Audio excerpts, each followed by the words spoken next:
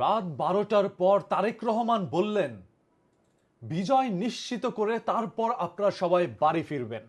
কুমিল্লার দাউদকান্দি উপজেলার সদরের বিশ্বরোড কেন্দ্রীয় মাঠে তারেক রহমান রাত ১২টা ২৭ জনগণের উদ্দেশ্যে বলেন, ১২ তারিখ রাতে তাহাজ্জুদের নামাজ আদায় করে আপনারা সবাই ভোট কেন্দ্রের উদ্দেশ্যে রওনা দিবেন। সকালে ফজরের নামাজ আদায় করে ভোট কেন্দ্রের সিরিয়ালে দাঁড়িয়ে যাবেন। এরপর ভোট দিবেন কিসে? ধানের শীষে। ধানের শীষে ভোট দিয়ে শুধু বাড়িতে ফিরে আসবেন না, আপনারা সবাই যতক্ষণ পর্যন্ত বিজয় ঘোষণা করা না হচ্ছে ততক্ষণ পর্যন্ত ভোট কেন্দ্র পাহারা দিবেন। মানে বিজয় যখন ঘোষণা দেওয়া হবে তখন আপনারা বাড়িতে ফিরে আসবেন। এইভাবে বক্তব্য দিয়েছিলেন জনাব তারেক রহমান, বিএনপির চেয়ারম্যান। তারেক রহমান কিন্তু এখন পর্যন্ত বাড়িতে ফিরেন নাই। বাড়ি থেকে বের হয়েছেন ১২ তারিখ অবধি পুরো নির্বাচনের কার্যক্রম তিনি বহাল রাখবেন। তিনি কঠিন পরিশ্রম করছেন। একটি উপজেলায় ২টি ৩টি জায়গায় একত্রে তিনি ভাষণ দিয়ে যাচ্ছেন, বক্তব্য দিয়ে যাচ্ছেন জনগণের উদ্দেশ্যে।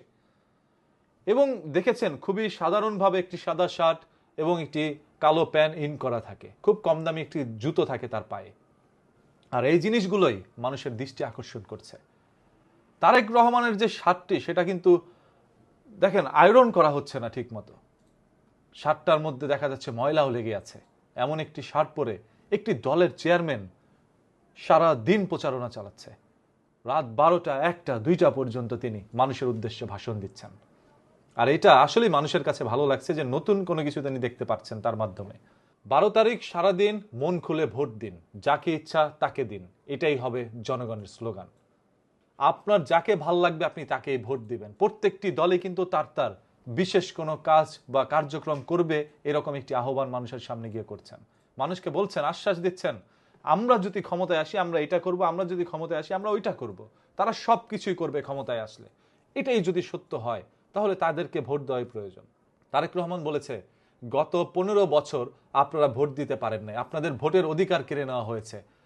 গত ১৫ বছর শুধু ভোটের অধিকারই নয়, আপনাদের বাক স্বাধীনতাও কেড়ে নেওয়া হয়েছে। আপনাদেরকে স্বাধীনভাবে কথাও বলতে দেয় নাই। তারেক রহমান যদি নির্বাচিত হয় তাহলে আপনাদের বাক স্বাধীনতা ফিরিয়ে দেওয়া হবে এবং আপনারা স্বাধীনভাবে ভোট দিতে পারবেন, স্বাধীনভাবে আপনাদের মতামত প্রকাশ করতে পারবেন অনলাইনে, যেটা সত্য সেটা সবার সামনে তুলে ধরতে পারবেন। এবং গত ১৫ বছরে যেইভাবে দেশটাকে সংস্কার করার কথা ছিল সেটাও তারা করে নাই। তারেক রহমান বা বিএনপি যদি নির্বাচিত হয় তাহলে এই দেশ নতুন করে তারা সংস্কারও করবে।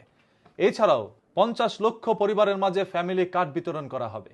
যারা একটু বৃদ্ধা আছেন, যারা কাজকাম করতে পারছেন না, বা যেই সকল সন্তানরা তার মাকে ফেলে রেখে গিয়েছে, তাদের খোঁজ খবর নেওয়ার কেউ নেই, এইরকম কিছু সংখ্যক মানুষকে বাছাই করে সেই ফ্যামিলি কার্ড দেওয়া হবে, যে ফ্যামিলি কার্ডের মাধ্যমে মাসে ২০০০ থেকে ২৫০০ টাকা দেওয়া হবে। এই তারেক রহমানের একের পর এক উদ্যোগ মানুষের মন ছুঁয়ে নিয়েছে।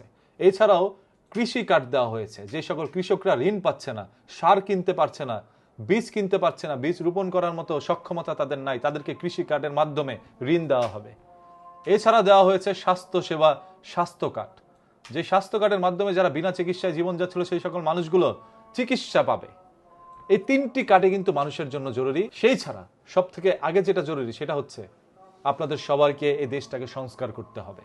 যে সংস্কারের হাত হয়তোবা তারেক রহমানের হাত ধরে হতে পারে, জামায়াতের হাত ধরে হতে পারে, এনসিবির হাত ধরে হতে পারে, যে দেশ চালাতে পারবে তার হাত ধরেই হোক। আপনারা বুঝে শুনে এবার নির্বাচনে তাকেই ভোট দিবেন যে দেশের সংস্কার করতে পারবে।